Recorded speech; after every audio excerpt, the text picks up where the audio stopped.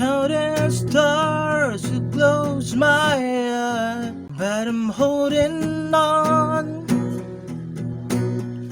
Pieces of my soul. Yo, shout out guys, another tutorial, another song. So, ang kanta ay mula sa The Rose. The title of the song is Nebula. So, for the entire song, 4 chords only guys, 4 chords only. Madali lang ito. Let's start agad, no?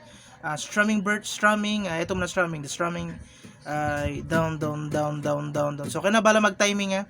Down, down, down, down, down, down. So, down, down, down. Counting stars to go down. So, there is a strumming guys. Madali lang. Down, down, down, down lang, no?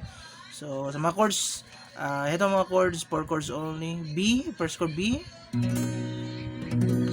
At the second chord, F sharp. So, second fret lang yan, second fret, no? And then third, ganang F, second fret lang yan, second fret. And third chord, fourth fret, dito G sharp minor. So, ganang F sharp minor, fourth fret, okay? And then the last chord, E. So, for the entire song na yan, guys, no? Whole song. So, play natin na kasama string pattern. Intro, hold ng B ang intro. So, hold ng B.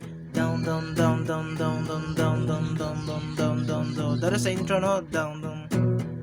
Then, nga papasok yung verse. Insert the verse.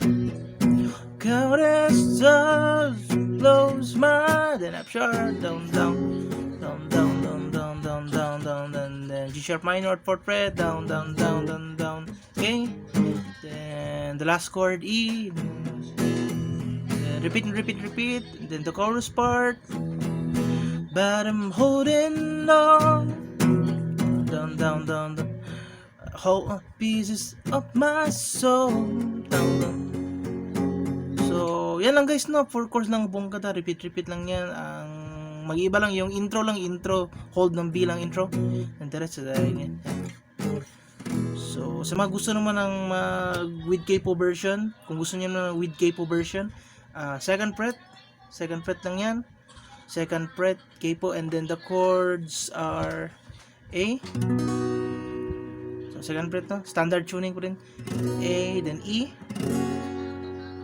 And then the F sharp minor.